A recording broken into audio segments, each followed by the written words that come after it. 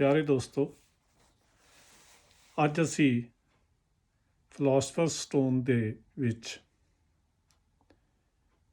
ਗੱਲ ਕਰਾਂਗੇ ਪੁਜਾਰੀ ਸ਼੍ਰੇਣੀ ਦੇ ਭ੍ਰਿਸ਼ਟਾਚਾਰ ਬਾਰੇ। ਪੁਜਾਰੀ ਸ਼੍ਰੇਣੀ ਹਰ ਧਰਮ ਦੇ ਅਸਲ ਵਿੱਚ ਜੜੀ ਤੇਲ ਦਿੰਦੀ ਹੈ,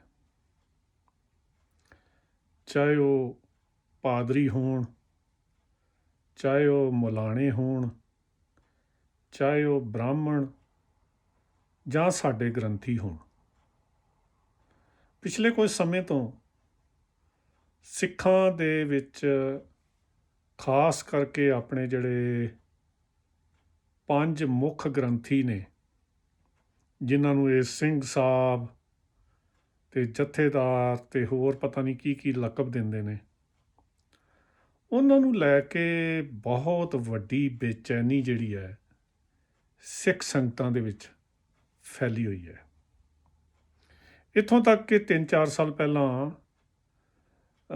ਜੋ ਆਫੀਸ਼ੀਅਲ 5 ਗ੍ਰੰਥੀ ਨੇ, ਉਹਨਾਂ ਦੇ ਪੈਰਲਲ 5 ਗ੍ਰੰਥੀ ਇੱਕ ਧੜੇ ਨੇ ਥਾਪ ਲਏ। ਇਹ ਬੜੀ ਰੋਚਕ ਜਿਹੜੀ ਇਹ ਘਟਨਾ ਹੋਈ ਸੀ।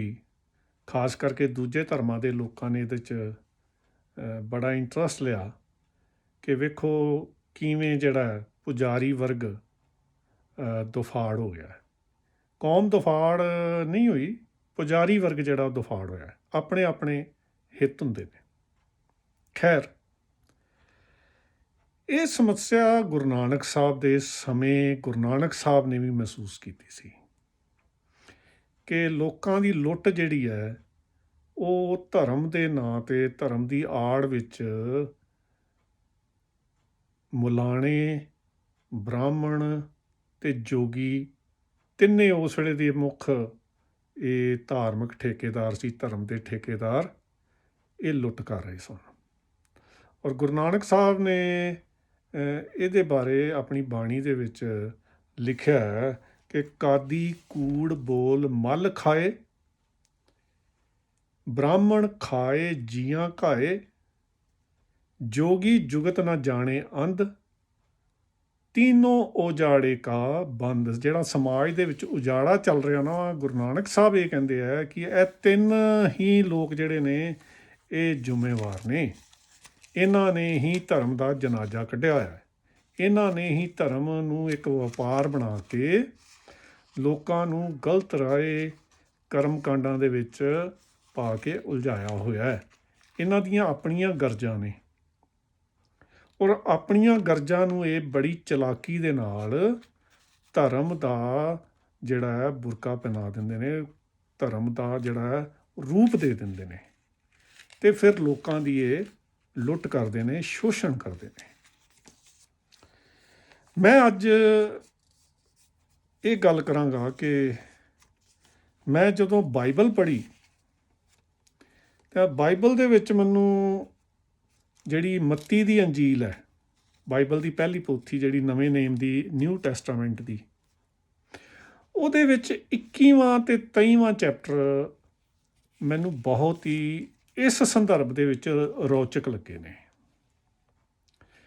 ਦੇਖੋ, ਯਸੂ ਮਸੀਹ ਨੇ ਵੀ ਅੱਜ ਤੋਂ 2000 ਸਾਲ ਪਹਿਲਾਂ ਜੇ ਅਸੀਂ ਉਹਨਾਂ ਨੂੰ ਮੰਨ ਲਈਏ ਤਾਂ ਉਹਨਾਂ ਨੇ ਉਸ ਵੇਲੇ ਵੀ ਪੁਜਾਰੀ ਵਰਗ ਦੀ ਬਹੁਤ ਜ਼ਿਆਦਾ ਨਿੰਦਾ ਕੀਤੀ ਹੈ।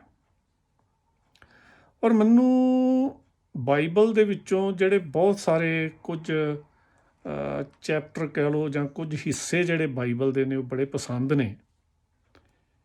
ਤਾਂ ਇਹਨਾਂ ਜਿਹੜੇ ਬਹੁਤ ਮੈਨੂੰ ਪਸੰਦ ਹਿੱਸੇ ਨੇ, ਇਹਨਾਂ ਵਿੱਚੋਂ ਇੱਕ ਜਿਹੜਾ ਹੈ ਉਹ ਇਹ ਹਿੱਸਾ ਜਿਹੜਾ ਮੈਂ ਅੱਜ ਤੁਹਾਡੇ ਸਾਹਮਣੇ ਪ੍ਰਸਤੁਤ ਕਰਨ ਜਾ ਰਿਹਾ।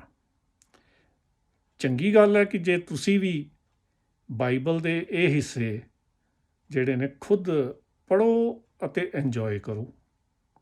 ਤੁਹਾਨੂੰ ਇਸ ਤਰ੍ਹਾਂ ਲੱਗੇਗਾ ਕਿ ਇਹ ਗੱਲਾਂ ਜਿਹੜੀਆਂ ਬਾਈਬਲ 'ਚ 2000 ਸਾਲ ਪਹਿਲਾਂ ਤੋਂ ਲਿਖੀਆਂ ਹੋਈਆਂ ਨੇ, ਇਹ ਅੱਜ ਦੇ ਪੁਜਾਰੀਆਂ ਨੂੰ ਸਾਹਮਣੇ ਰੱਖ ਕੇ, ਅੱਜ ਦੇ ਮੁਲਾਣਿਆਂ ਨੂੰ, ਅੱਜ ਦੇ ਬ੍ਰਾਹਮਣਾਂ ਨੂੰ, ਅੱਜ ਦੇ ਗ੍ਰੰਥੀਆਂ ਨੂੰ ਸਾਹਮਣੇ ਰੱਖ ਕੇ ਲਿਖੀਆਂ ਜਾ ਰਹੀਆਂ ਨੇ। ਬੜੀ ਹੈਰਾਨੀ ਹੁੰਦੀ ਹੈ ਕਿ 2000 ਸਾਲ ਪਹਿਲਾਂ ਵੀ ਇਸੇ ਤਰ੍ਹਾਂ ਹੀ ਇਹ ਜਿਹੜਾ ਪੁਜਾਰੀ ਵਰਗ ਹੈ, ਪ੍ਰੀਸਟ ਕਲਾਸ ਹੈ, ਇਸੇ ਤਰ੍ਹਾਂ ਦੁਨੀਆ ਨੂੰ ਲੁੱਟ ਰਹੀ ਸੀ ਜਿਵੇਂ ਅੱਜ ਲੁੱਟ ਰਹੀ ਹੈ। ਇਹਦੇ ਵਿੱਚ ਚੇਂਜ ਨਾ ਤਾਂ ਇਸਲਾਮ ਨੇ ਕੋਈ ਲਿਆਂਦੀ ਹੈ, ਨਾ ਕੋਈ ਬਾਅਦ ਵਿੱਚ ਜਿੰਨੇ ਧਰਮ ਚੱਲੇ, ਚਾਹੇ ਉਹ ਸਿੱਖ ਧਰਮ ਕਹਿ ਲਓ। ਗੁਰੂ ਨਾਨਕ ਸਾਹਿਬ ਨੇ ਕਿਹਾ ਜ਼ਰੂਰ ਹੈ, ਪਰ ਹੋਇਆ ਕੀ, ਇੱਕ ਨਵੀਂ ਪ੍ਰੀਸਟ ਕਲਾਸ ਬਣ ਗਈ, ਉਹਨੇ ਲੁੱਟਣਾ ਸ਼ੁਰੂ ਕਰਤਾ। ਇਸੇ ਤਰ੍ਹਾਂ ਮੁਸਲਮਾਨਾਂ ਦੇ ਵਿੱਚ ਹੋਇਆ ਕਿ ਇੱਕ ਨਵੀਂ ਪ੍ਰੀਸਟ ਕਲਾਸ ਉੱਥੇ ਬਣ ਗਈ। ਉਹਨਾਂ ਨੇ ਇਸਲਾਮ ਦੀ ਅਜਿਹੀ ਵਿਆਖਿਆ ਕੀਤੀ, ਅਜਿਹੀ ਤਈ ਫੇਰੀ ਇਸਲਾਮ ਦੀ, ਕਿ ਅਸਲ ਇਸਲਾਮ ਹੁਣ ਮਿਰਜ਼ਾ ਮੁਹੰਮਦ ਅਲੀ ਕੋਲ ਹੀ ਰਹਿ ਗਿਆ ਲੱਗਦਾ। ਹੋਰ ਤਾਂ ਜਿਹੜਾ ਜੋ ਇਸਲਾਮ ਦਾ ਹਸ਼ਰ ਹੋਇਆ ਜਾਂ ਸਿੱਖ ਧਰਮ ਦਾ ਜੋ ਹਸ਼ਰ ਹੋਇਆ, ਸਾਰੇ ਧਰਮਾਂ ਦਾ ਜੋ ਹਸ਼ਰ ਜਿਹੜਾ ਕੀਤਾ, ਇਹਨੇ ਇੱਕ ਹੀ ਧਿਰ ਹੈ, ਉਹ ਹੈ ਪ੍ਰੀਸਟ ਕਲਾਸ ਇਹਨਾਂ ਧਰਮਾਂ ਦੀ। ਤੋ ਬਾਈਬਲ ਦੇ ਮੈਂ ਕੁਝ ਹਿੱਸੇ ਤੁਹਾਡੇ ਸਾਹਮਣੇ ਅੱਜ ਪੇਸ਼ ਕਰਾਂਗਾ। ਤੁਸੀਂ ਹਰ ਬੰਦਾ ਜਿਹੜਾ ਇਹ ਹਿੱਸੇ ਸੁਣੇ ਜਾਂ ਪੜ੍ਹੇ, ਜਿੱਥੇ ਯਹੂਦੀਆਂ ਦੀ ਪੁਜਾਰੀ ਸ਼੍ਰੇਣੀ ਦੀ ਗੱਲ ਆਏਗੀ ਉੱਥੇ ਆਪਣੇ ਜੋੜ ਲੈਣਾ। ਤੁਹਾਨੂੰ ਇਸ ਤਰ੍ਹਾਂ ਲੱਗੇਗਾ ਜਿਵੇਂ ਇਹ ਬਿਲਕੁਲ ਸਾਡੇ ਪੁਜਾਰੀਆਂ ਬਾਰੇ ਇਹ ਗੱਲ ਕਹੀ ਜਾ ਰਹੀ ਹੈ। ਸਭ ਤੋਂ ਪਹਿਲਾਂ 21ਵੇਂ ਚੈਪਟਰ ਦੇ ਵਿੱਚ ਜਿਹੜਾ 12ਵਾਂ ਅਤੇ 13ਵਾਂ ਹਿੱਸਾ ਹੈਗਾ ਇਹਦਾ, 12ਵੀਂ 13ਵੀਂ ਆਇਤ ਕਹਿ ਲਓ ਜਾਂ ਲਾਈਨ ਕਹਿ ਲਓ।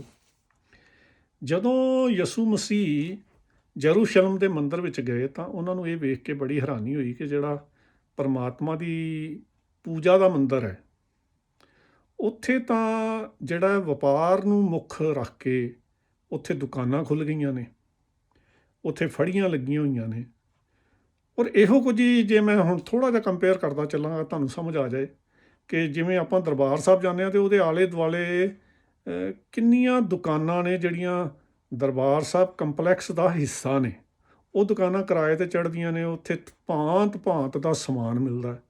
ਔਰ ਦੁਨੀਆ ਜਿਹੜੀ ਹੈ, ਮਤਲਬ ਜਦੋਂ ਉੱਥੇ ਜਾਂਦੀ ਹੈ, ਉਹਨਾਂ ਦਾ ਮੁੱਖ ਜਿਹੜਾ ਕੰਮ ਮੱਥਾ ਟੇਕਣ ਤੋਂ ਪਹਿਲਾਂ ਜਾਂ ਬਾਅਦ ਵਿੱਚ ਜਿਹੜਾ ਹੁੰਦਾ ਹੈ, ਉਹ ਸਮਾਨ ਖਰੀਦੋ ਫਰੋਖਤ, ਗਿਫਟ ਵਗੈਰਾ ਖਰੀਦਣੇ, ਪਾਪੜ ਖਰੀਦਣੇ, ਹੋਰ ਇਹੋ ਜਿਹੀਆਂ 36 ਲਟਰਨ ਪਟਰਨ ਚੀਜ਼ਾਂ ਜਿਹੜੀਆਂ ਨੇ। ਲੋਕਾਂ ਦਾ ਧਿਆਨ ਤਾਂ ਅਸਲ 'ਚ ਉੱਧਰ ਹੁੰਦਾ। ਪਾਕਿਸਤਾਨ 'ਚ ਲੋਕ ਜਾਂਦੇ ਨੇ ਨਨਕਾਣਾ ਸਾਹਿਬ ਦਰਸ਼ਨ ਕਰਨ, ਆਉਂਦੀ ਵਾਰੀ ਉੱਥੋਂ ਬਦਾਮ ਲੈ ਆਉਂਦੇ ਨੇ, ਉੱਥੋਂ ਆਉਂਦੀ ਵਾਰੀ ਸ਼ਰਟਾਂ ਲੈ ਆਉਂਦੇ ਨੇ, ਉੱਥੋਂ ਹੋਰ ਪਤਾ ਨਹੀਂ ਕੀ ਕੀ ਸਮਾਨ ਪਹਿਲਾਂ ਇੱਧਰੋਂ ਲੈ ਕੇ ਜਾਂਦੇ ਨੇ, ਫਿਰ ਉੱਥੇ ਜਾ ਕੇ ਉੱਥੋਂ ਖਰੀਦ ਲੈਂਦੇ ਨੇ। ਔਰ ਇਹਨੂੰ ਵੀ ਵਪਾਰ ਬਣਾਇਆ ਹੋਇਆ ਲੋਕਾਂ ਨੇ। ਤਾਂ ਜਦੋਂ ਯਸੂ ਮਸੀਹ ਯਰੂਸ਼ਲਮ ਦੇ ਮੰਦਰ 'ਚ ਪਹਿਲੀ ਵਾਰੀ ਜਾਂਦਾ ਤਾਂ ਬਹੁਤ ਸਾਰੀ ਸੰਗਤ ਉਹਨਾਂ ਦੇ ਨਾਲ, ਉਹਨਾਂ ਦੇ ਸ਼ਰਧਾਲੂ ਜਿਹੜੇ ਨੇ ਉਸ ਵੇਲੇ ਨਾਲ ਸਨ, ਅਤੇ ਉਹਨਾਂ ਨੇ ਉਹ ਦੁਕਾਨਾਂ ਉਲਟਾ ਦਿੱਤੀਆਂ, ਉਹਨਾਂ ਦਾ ਸਮਾਨ ਜਿਹੜਾ ਸਾਰਾ ਉਲਟਾਤਾ। ਇੱਕ ਕ੍ਰਾਂਤੀਕਾਰੀ ਉਹਨਾਂ ਨੇ ਕਦਮ ਕੀਤਾ, ਕਿਉਂਕਿ ਇਹ ਤਾਂ ਪੂਜਾ ਦਾ ਸਥਾਨ ਸੀ, ਪਰੰਤੂ ਤੁਸੀਂ ਇੱਥੇ ਤੋਤੇ ਵੇਚ ਰਹੇ ਹੋ, ਤੁਸੀਂ ਇੱਥੇ ਮੁਰਗੇ ਵੇਚ ਰਹੇ ਹੋ, ਤੁਸੀਂ ਇੱਥੇ ਭਾਂਤ ਭਾਂਤ ਦੀਆਂ ਹੋਰ ਚੀਜ਼ਾਂ ਵੇਚ ਰਹੇ ਹੋ। ਤੁਹਾਡਾ ਇੰਟਰਸਟ ਤਾਂ ਇੱਧਰ ਹੈ, ਕਿਉਂਕਿ ਉਹਦੇ 'ਚੋਂ ਕਿਰਾਇਆ ਮਿਲਦਾ ਹੋਏਗਾ ਪੁਜਾਰੀਆਂ ਨੂੰ, ਜਿਹੜੀ ਸੰਸਥਾ ਉਹ ਚਲਾ ਰਹੀ ਸੀ ਮੰਦਰ, ਉਹਨਾਂ ਨੂੰ ਇਨਕਮ ਹੁੰਦੀ ਹੋਏਗੀ। ਤਾਂ ਉਹਨਾਂ ਦਾ ਮੁੱਖ ਮਕਸਦ ਜਿਹੜਾ ਗੋਲਕ ਹੁੰਦੀ ਹੈ। ਤਾਂ ਉਹਨਾਂ ਨੇ ਉਹ ਇੱਕ ਬਹੁਤ ਵੱਡੀ ਕ੍ਰਾਂਤੀ ਕੀਤੀ ਯਸੂ ਮਸੀਹ ਨੇ ਆਪਣੇ ਟਾਈਮ ਵਿੱਚ, ਕਿ ਉਹਨਾਂ ਨੇ ਉਹ ਦੁਕਾਨਾਂ ਜਿਹੜੀਆਂ ਨੇ ਉਹਨਾਂ ਦਾ ਸਮਾਨ ਖਿਲਾਰ ਦਿੱਤਾ, ਉਲਟਾ ਦਿੱਤਾ। ਹੁਣ ਜਿਹੜਾ 23ਵਾਂ ਚੈਪਟਰ ਹੈ ਮੱਤੀ ਦੀ ਅੰਜੀਲ ਦਾ, ਉਹਦੇ ਮੈਂ ਕੁਝ ਹਿੱਸੇ ਤੁਹਾਡੇ ਕੋਲ ਬਿਨਾਂ ਜ਼ਿਆਦਾ ਵਿਆਖਿਆ ਦੇ ਤੁਹਾਡੇ ਸਾਹਮਣੇ ਪੇਸ਼ ਕਰਾਂਗਾ। ਵੇਖੋ, ਉਹ ਕਹਿੰਦੇ ਨੇ ਯਸੂ ਮਸੀਹ ਕਿ ਇਹ ਜਿਹੜੇ ਗ੍ਰੰਥੀ ਨੇ, ਇਹ ਸ਼ਬਦ ਗ੍ਰੰਥੀ ਲਿਖਿਆ ਪੰਜਾਬੀ ਬਾਈਬਲ ਦੇ ਵਿੱਚ। ਵੇਖੋ, ਪੰਜਾਬੀ ਬਾਈਬਲ ਹੈ, ਇਹਦੇ ਵਿੱਚ ਗ੍ਰੰਥੀ ਸ਼ਬਦ ਹੈ। ਗ੍ਰੰਥੀ ਜਿਹੜੇ ਨੇ ਇਹ ਮੂਸਾ ਦੀ ਗੱਦੀ 'ਤੇ ਬੈਠੇ ਨੇ। ਹੁਣ ਜਿਵੇਂ ਸਾਡੇ ਅਕਾਲ ਤਖਤ ਦਾ ਜਥੇਦਾਰ ਕਹਿੰਦਾ ਜੀ ਮੈਂ ਤਾਂ ਹਰਗੋਬਿੰਦ ਸਾਹਿਬ ਦਾ ਸੇਵਾਦਾਰ ਹਾਂ, ਕਹਿਣਾ ਇਹ ਚਾਹੁੰਦਾ ਕਿ ਮੈਂ ਹਰਗੋਬਿੰਦ ਸਾਹਿਬ ਦੀ ਗੱਦੀ 'ਤੇ ਬੈਠਾ।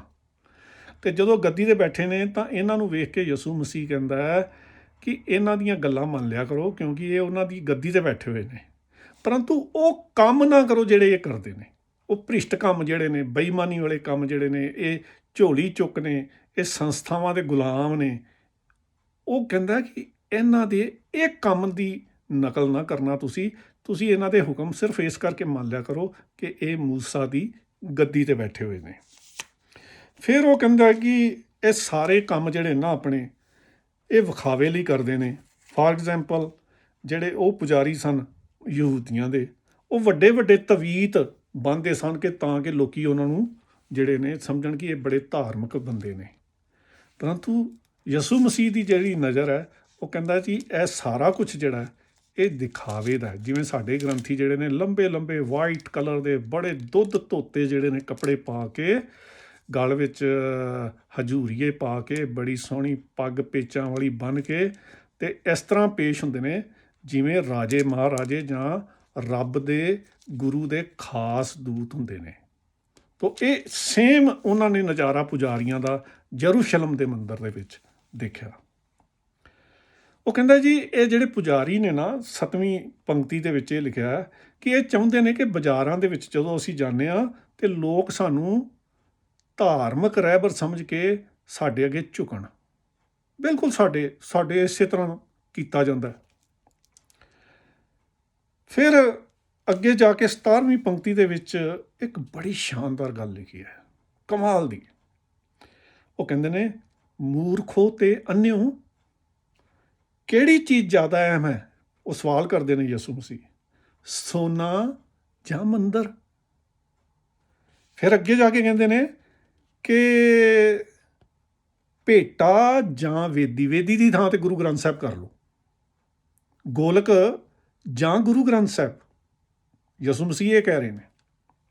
ਫਿਰ ਅੱਗੇ ਜਾ ਕੇ ਕਹਿੰਦਾ, ਲਾਨਤ ਹੈ ਤੁਹਾਡੇ ਤੇ ਪਖੰਡੀ ਗ੍ਰੰਥੀਓ, ਕਿਉਂਕਿ ਤੁਸੀਂ ਮੰਗ ਕਰਦੇ ਹੋ ਕਿ ਲੋਕ 10ਵਾਂ ਹਿੱਸਾ ਦਸਵੰਧ ਤੁਹਾਨੂੰ ਦੇਣ, ਗੋਲਕ ਦੇ ਵਿੱਚ ਪਾਉਣ, ਪਰੰਤੂ ਕਦੀ ਤੁਸੀਂ ਲੋਕਾਂ ਕੋਲੋਂ ਜਿਹੜੇ ਅਸਲ ਚੀਜ਼ ਹੈ ਗੁਰੂ ਗ੍ਰੰਥ ਸਾਹਿਬ ਦੀ, ਉਹ ਤੇ ਮੰਗ ਨਹੀਂ ਕਰਦੇ ਤੁਸੀਂ। ਬਾਈਬਲ ਇਹ ਕਹਿੰਦੀ ਹੈ ਕਿ ਤੁਸੀਂ ਨਿਆਂ, ਦਇਆ ਤੇ ਵਫਾਦਾਰੀ ਨੂੰ ਨਜ਼ਰਅੰਦਾਜ਼ ਕਰਦੇ ਹੋ। ਅੰਨੇ ਆਗੂਓ, ਤੁਸੀਂ ਮੱਛਰ ਨੂੰ ਤਾਂ ਪੁਣ ਕੇ ਬਾਹਰ ਕੱਢ ਦਿੰਦੇ ਹੋ, ਪਰੰਤੂ ਊਠ ਨੂੰ ਨਿਗਲ ਜਾਂਦੇ ਹੋ। ਇਹ ਹੁਣ ਊਠ ਦਾ ਆਪੇ ਤੁਸੀਂ ਮਤਲਬ ਕੱਢੋ।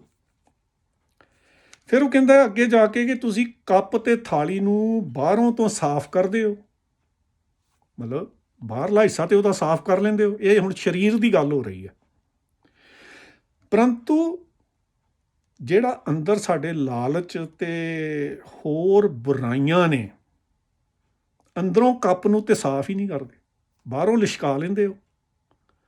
ਤਾਂ ਇੱਕ ਬੜੀ ਵੱਡੀ ਸਿੱਖਿਆ ਹੈਗੀ ਹੈ ਸਾਨੂੰ ਕਿ ਜਦੋਂ ਅਸੀਂ ਗੁਰਦੁਆਰੇ 'ਚ ਜਾਂਦੇ ਹਾਂ ਤੇ ਸਾਨੂੰ ਸਿਰਫ ਬਾਹਰਲੀ ਆਪਣੀ ਜਿਹੜੀ ਵਿਖਾਵਾ ਹੈ ਉਹਦੇ ਵੱਲ ਧਿਆਨ ਨਹੀਂ ਦੇਣਾ ਚਾਹੀਦਾ, ਸਾਨੂੰ ਅੰਦਰੋਂ ਵੀ ਆਪਣੇ ਆਪ ਨੂੰ ਲਿਸ਼ਕਾਉਣਾ ਚਾਹੀਦਾ। ਉਸ ਪਾਸੇ ਅਸੀਂ ਧਿਆਨ ਨਹੀਂ ਦਿੰਦੇ।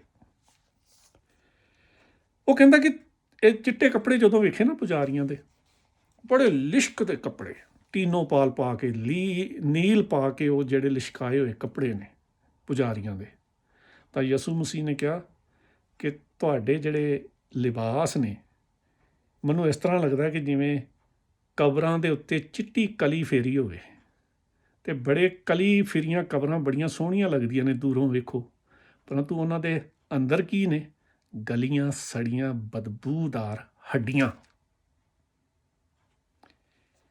ਕਿੰਨੇ ਸੋਹਣੇ ਸ਼ਬਦ ਵਰਤੇ ਨੇ ਬਾਈਬਲ ਨੇ ਇਸ ਪੁਜਾਰੀ ਸ਼੍ਰੇਣੀ ਨੂੰ ਨੰਗਾ ਕਰਨ ਲਈ। 33ਵਾਂ ਰੈਫਰੈਂਸ ਹੈਗਾ ਇਸੇ ਚੈਪਟਰ ਦੇ ਵਿੱਚ, ਇਸੇ ਕਿਤਾਬ ਦੇ ਵਿੱਚ,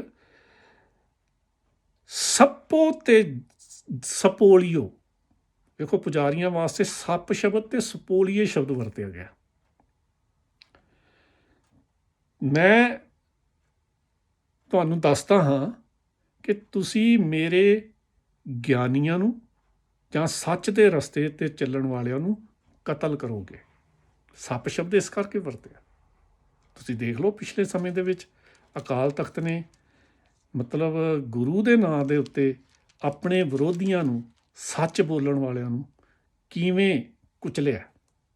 ਇਹ ਸਾਰਾ ਕੁਝ ਬਾਈਬਲ ਦੇ ਵਿੱਚ, ਮੱਤੀ ਦੀ ਅੰਜੀਲ ਦੇ ਵਿੱਚ ਪਹਿਲਾਂ ਇਹ ਕਰੈਕਟਰ ਸ਼ੁਰੂ ਤੋਂ ਰਿਹਾ ਪੁਜਾਰੀ ਦਾ। ਇਹ ਅੱਜ ਪੁਜਾਰੀ ਦਾ ਨਵਾਂ ਕਰੈਕਟਰ ਨਹੀਂ ਹੈ, ਇਹ ਸ਼ੁਰੂ ਤੋਂ ਪੁਜਾਰੀ ਦਾ ਕਰੈਕਟਰ ਹੈ। ਔਰ ਇਸ ਰੂਪ ਦੇ ਵਿੱਚ ਇਹ ਚੈਪਟਰ ਜਿਹੜਾ ਹੈ, ਮੈਂ ਤੁਹਾਨੂੰ ਸਾਰਿਆਂ ਨੂੰ ਬੇਨਤੀ ਕਰਾਂਗਾ, ਇਹ ਚੈਪਟਰ ਜ਼ਰੂਰ ਪੜ੍ਹੋ। ਬਾਈਬਲ ਸਟੱਡੀ ਦੇ ਕੁਝ ਹੋਰ ਹਿੱਸੇ ਅਗਲੀਆਂ ਵੀਡੀਓਜ਼ ਦੇ ਵਿੱਚ ਦੇਖਣ ਦੇ ਲਈ ਚੈਨਲ ਨੂੰ ਸਬਸਕ੍ਰਾਈਬ ਕਰੋ। Thank you.